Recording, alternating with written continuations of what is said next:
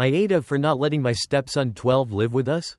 I don't want anyone to interfere in my life, and the child is unnecessary in my marriage. In the glow of a family coming together, we often picture unity, laughter, and an unbreakable bond. Yet, as families grow to include stepparents, stepsiblings, and complicated histories, the journey to achieving unity is rarely straightforward. This story begins with a mother of two, ready to embark on a new life with her fiancé. But an unexpected challenge, the decision about whether her fiancé's 12-year-old son should live with them, set in motion a cascade of emotions, tough choices, and, ultimately, growth and understanding. In the beginning, she was clear about her reservations. Life with her two sons, ages 5 and 10, was harmonious, and she feared that introducing her fiancé's son would disrupt their bond. Her own sons had been through so much already, and as any mother would, she felt fiercely protective over them.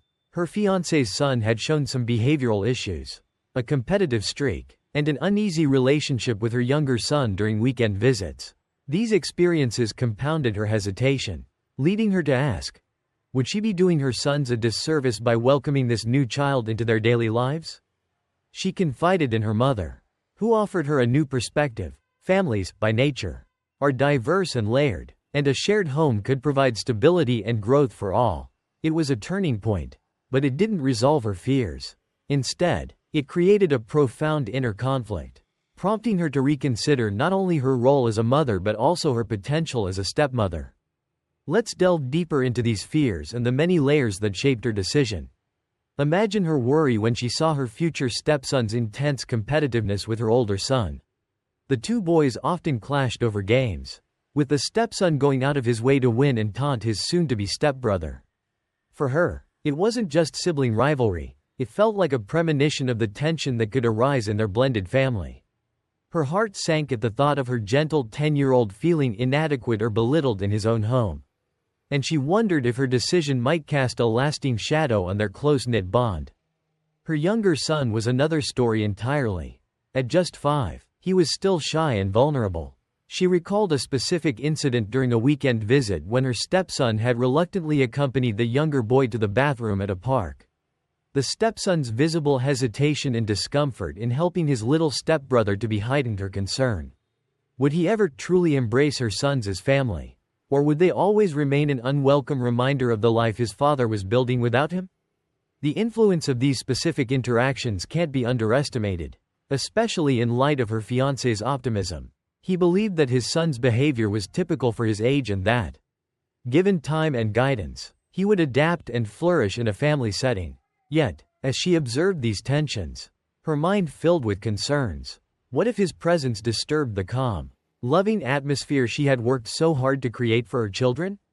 In a bid for reassurance, she consulted her mother, a strong influence in her life. Her mother didn't dismiss her fears but offered a perspective that resonated deeply. What if, her mother suggested, the very things that scare you about him joining your family could be opportunities for growth, for him, for your boys, and for you? She had to admit there was truth in these words.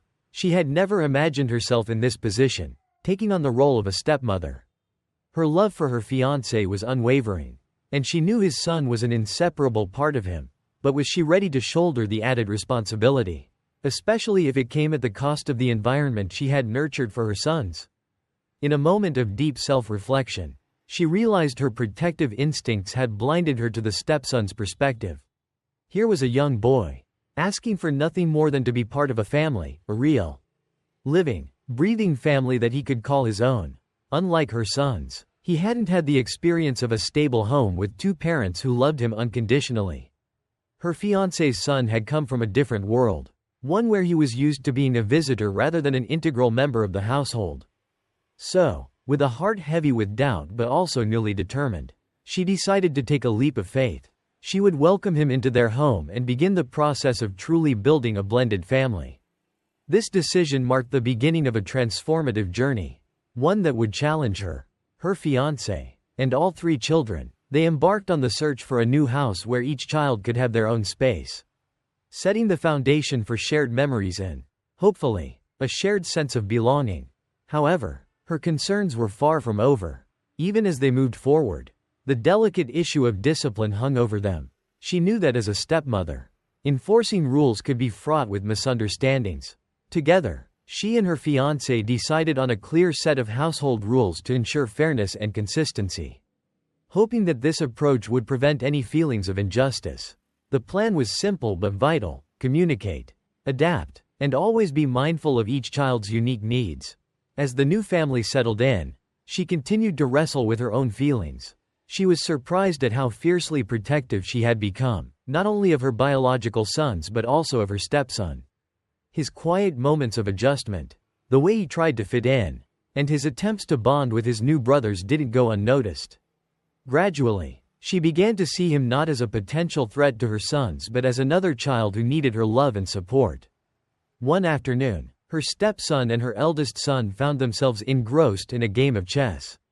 The competition was still there, but she noticed something different. They were laughing, sharing strategies, and genuinely enjoying each other's company. It was a small victory, a glimpse of the bond she had once doubted could ever exist between them. The days that followed brought more small moments like this, moments that built bridges between her sons and their new sibling. She knew that they were far from the perfect family, but these small steps forward gave her hope. Slowly but surely, her stepson was beginning to see their house as his home. In time, she began to feel grateful for this journey, for the ways it had stretched her understanding of love and family. Her once firm resolve to protect her sons at all costs transformed into a commitment to protect all her children, including her stepson. With equal measure, she realized that family is not defined by blood alone but by the courage to embrace, nurture, and grow together, even through the hardest of times. The ultimate lesson she learned was that true family is built on empathy, patience, and the willingness to embrace each other's differences. The home they created together was a testament to this truth, a place where her sons and her stepson could all feel safe, loved, and valued for who they were. In the end, this journey was about more than blending families. It was about breaking down barriers within herself, about choosing to love in ways she hadn't known she was capable of. Her story is a powerful reminder that families aren't born, they're made.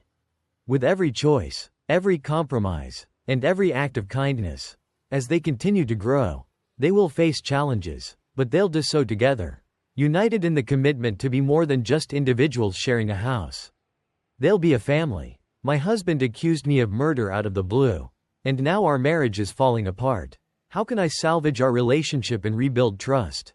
It was a quiet evening, and a chill settled over the home of Anna and her husband, Mark. Their marriage, only a year old, seemed steady, having known each other since childhood. Their bond was built on years of shared laughter, memories, and a deep-seated trust. Life had unfolded naturally between them. Each chapter of their journey together seemed almost predestined. They celebrated small victories, shared sorrows, and were each other's sanctuary.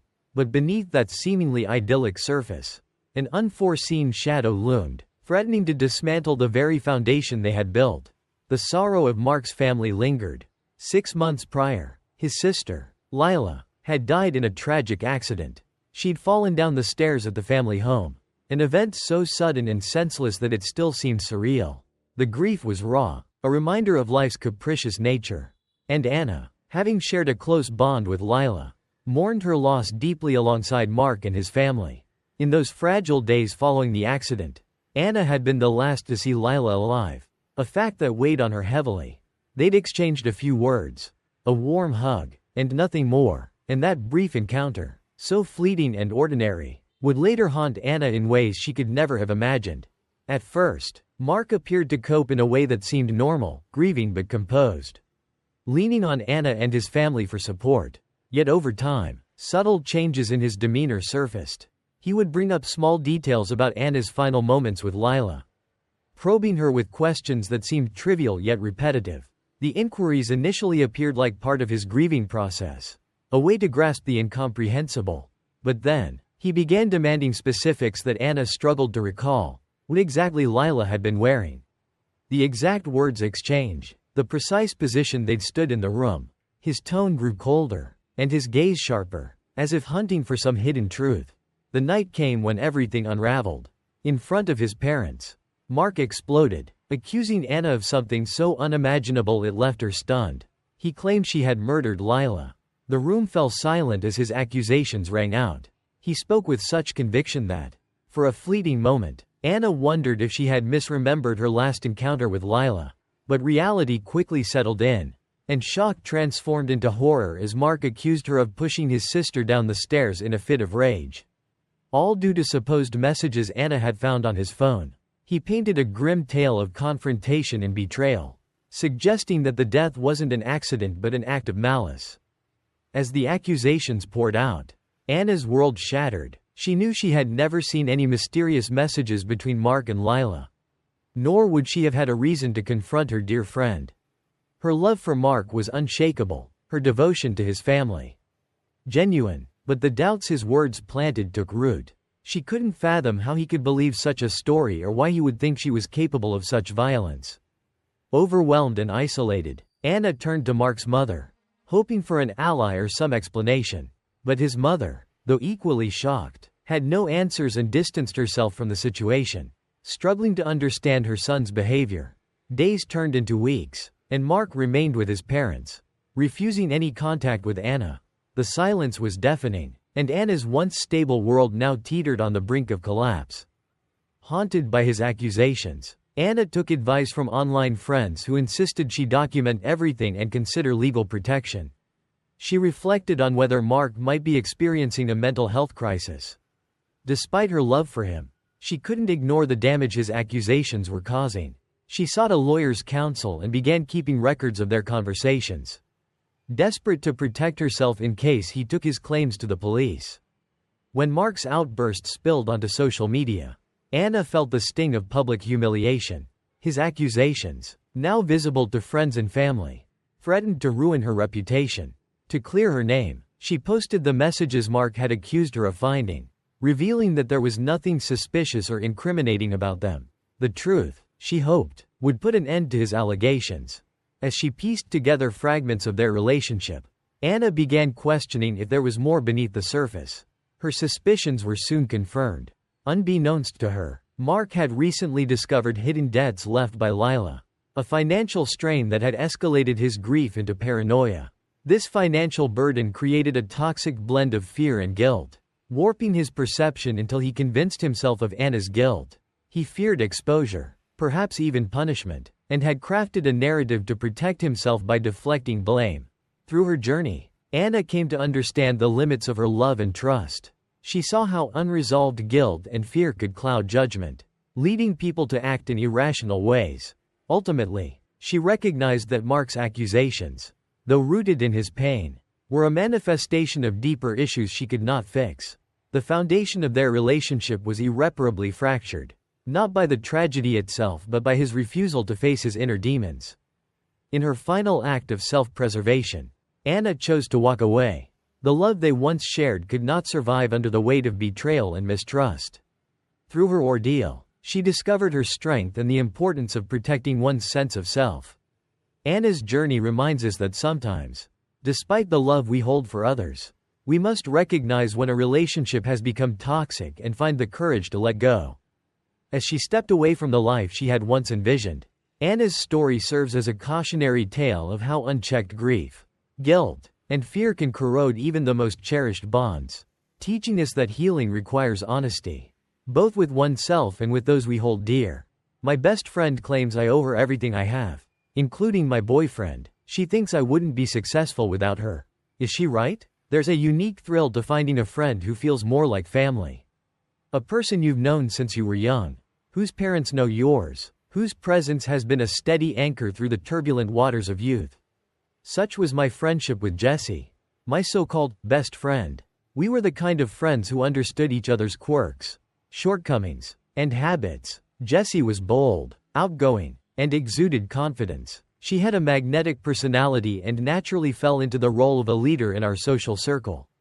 Meanwhile, I was quieter, preferring the background and gladly allowing Jessie to lead. She was my shield during the awkward high school years. And for that, I was grateful. But somewhere along the way, the dynamic shifted. Jessie seemed to relish being the center of attention, often to the point where I felt like a supporting character in my own life. I brushed it off as just Jessie being Jessie for years. rationalizing that no one was perfect and that I should be grateful for her friendship. But as I grew older, especially after meeting my first serious boyfriend, things took an unexpected turn. Jess's behavior around him was jarring. She was unusually touchy, laughing too loud at his jokes, brushing her fingers across his shoulders and arms. At first, I wondered if I was just insecure or overthinking things. Jessie had always been flirty with everyone, so I convinced myself that this was no different. But when she started playfully spanking him or ruffling his hair, my discomfort became harder to ignore. One evening, while I was caught up with a book club meeting, Jessie went ahead to a party with my boyfriend, texting me throughout the night with updates that set off warning bells. She was taunting, saying things like, "Your man is so wasted. Lol, you better get here, or I don't know what might happen." My boyfriend was acting sober, so I called him immediately afterward, only to find him completely sober and confused. When I showed him Jess's texts, he was furious, questioning why I hadn't set boundaries with her sooner. This moment cracked open a realization that maybe I'd been allowing Jessie to take too much control in my life. With the encouragement of a mutual friend, I finally decided to confront her, but Jess's response was dismissive. She laughed it off, saying I was too prudish to understand how friendships worked. She even claimed that I should be grateful to her for teaching me everything I knew about life, going so far as to imply that without her, I wouldn't have my boyfriend. A close friend, Pete, shared a series of private messages he'd exchanged with Jessie, which painted her in an unflattering light. Jessie was ruthless, calling me ungrateful and prudish, laughing at my discomfort, and making it clear she believed she was more deserving of the good things in my life than I was. Pete encouraged me to consider ending the friendship, as he could see how hurtful Jessie was being. But breaking ties with a friend of over 2 decades wasn't easy. In an emotional twist, I discovered that my boyfriend had, in fact, been intimate with Jessie. His excuse? He claimed he did it to get her off his back and make her lose interest. He insisted he loved me, not her, but by then, the damage was done. I felt betrayed, hurt, and embarrassed. Here I was, torn between 2 people I'd trusted with my heart, and both had let me down. After ending both relationships, I found myself at a strange, lonely crossroads. These were the people I'd confided in, shared my life with, and now they were gone, leaving a void where friendship and love had once been. I struggled to move forward, feeling the sting of betrayal that ran deep. My initial instinct was to go no contact, to cut Jessie out of my life completely. But in the weeks that followed, she continued reaching out, demanding the trip vouchers my parents had generously provided for our planned vacation. Her persistence in pestering me over these trivialities revealed just how little she valued me as a friend.